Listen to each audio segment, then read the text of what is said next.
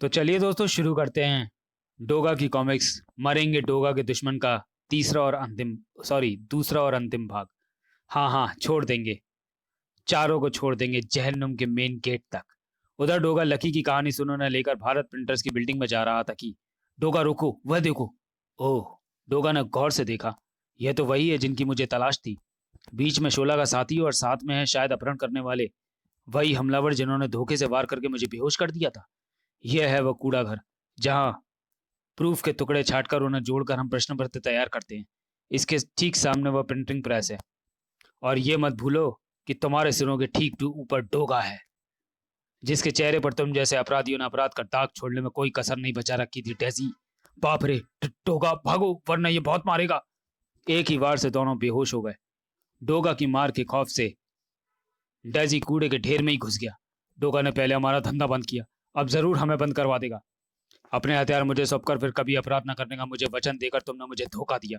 उसकी सजा तो अब तुम्हें भुगतनी ही होगी डेजी। धधक उठा था डोगा का चेहरा। डेजी, बताओ तुम्हारे बाकी साथी कहाँ हैं? जल्दी। बताता हूँ।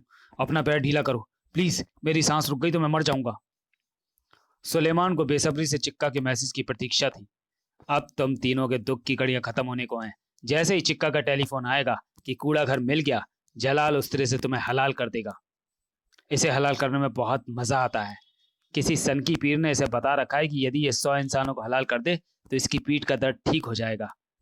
और सुलेमान की पीठ मुड़ते ही कब बजेगी घंटी, कितनी देर और इंतजार। अचानक जलाल कूद पड़ा और सुक्का की पीठ पर सवार हो गया। तब तक प्रैक्टिस ही क्यों ना कर लूं। सुलेमान, खुदा के लिए इस पागल को यहां से हटा ले। मैं तो थोड़ा सा काट कर देख रहा था कि इसका खून सफेद तो नहीं हो गया है। आह,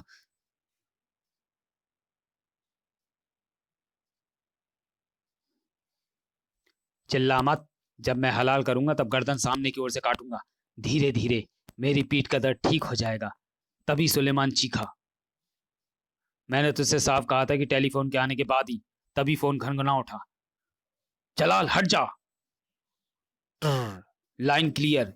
या लिल्लाह। शोला, सुक्का और कफूरा चीख उठे, बचाओ। तभी एक चिर परिचित आवाज वहां गूंजी, फ्रीज। और जलाल का उस्तरे वाला हाथ एक फौलादी पंजे की जकड़ में आ गया था। डोगा ने उस्तरे को जलाल की नाक पर रखकर एक तेज झटका दिया। ओह, अब चिल्लाने की बारी तुम्हारी है। दूसरों का लहू बहाने से तेरी पीठ का दर्द ठीक हो जाता है ना, मगर अब मैं तेरी वो हालत कर दूंगा दरिंदे कि अब खून के नाम से तेरी पीठ का दर्द बढ़ जाएगा। आह! क्योंकि तब तुझे याद आ जाएगा डोगा। जल्लाद, खत्म कर दो इस कुत्ते को। साक। हाँ, आओ खत्म करो इस कुत्ते को। मगर मैं अक्सर कहा करता हूं कि कुत्ते को जब कोई बुरा लगता है तो वो उसे काट लेता है, और तब उसके जहर से बचना मुश्किल होता है। थाए। ओह! जल्लाद वहीं ढेर हो गया। शोला के मुंह से वो विस्मयकारी शब्द डोगा के लिए निकले थे। डोगा बचो। ओह! आह! डोगा उछलकर बच गया और सुलेमान के साथ ढह गया पूरी तरह घायल जल्लाद भी। और तब डोगा शोला इत्यादि की ओर पलटा। शोला, तुमने मुझे कदम कदम कर धोखे दिए, और आज जब मौत ठीक मेरे सिर पर थी तो तुमने मुझे जलाल का शिकार क्यों नहीं हो जाने दिया। किसी भी गुनाह का उद्देश्य बिना मेहनत रातों रात अंधाधुंध पैसा कमा लेना होता है डोगा। लेकिन पैसे की चमक के पीछे से आती पुलिस की गोली और दूसरे गैंग्स द्वारा ढाई जाने वाली मुसीबतों की चमक गुनाहगार को उस वक्त नहीं दिखती, और जब दिखती है तब तो बहुत देर हो चुकी होती है, क्योंकि पश्चाताप के लिए गुनाहगार जिंदा नहीं होता। हमारे साथ भी यही होने वाला था, मगर तुमने ही आखिर हमें बचा लिया। डोगा, हो सके तो हमें माफ कर दो। हम अपने गुनाहों का दंड भुगतने के लिए तैयार हैं। अब हमें गुनाहगार के रूप में डरी हुई जिंदगी नहीं चाहिए, आजादी की जिंदगी चाहिए। तो फिर शाम के समाचार पत्रों में तुम्हारी सारी करतूतों की खबर के साथ तुम्हारी गिरफ्तारी की खबर भी छपनी चाहिए। कुछ देर बाद डोगा भारत प्रिंटर्स के जनरल मैनेजर शौकत सिंह खौसला के चैम्बर में था। डोगा तुम?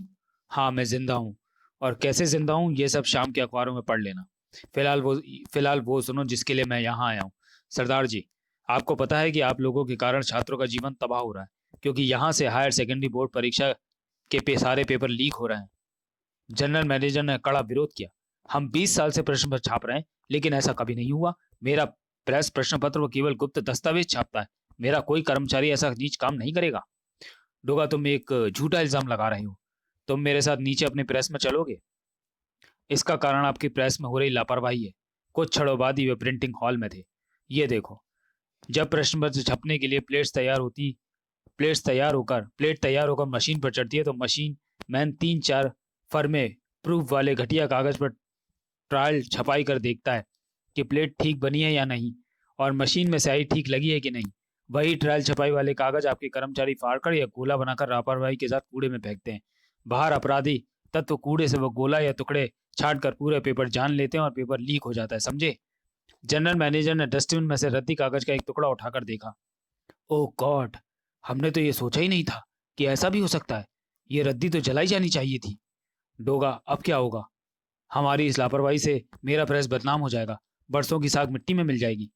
हाँ, समस्या तो है, मगर ऐसी नहीं कि जिसका हल ना हो। मैं शोला गैंग से कुछ ऐसे बयान दिलवाऊंगा कि आपकी संस्था पर आंच नहीं आएगी, लेकिन इसकी कीमत देनी होगी आपको। कीमत?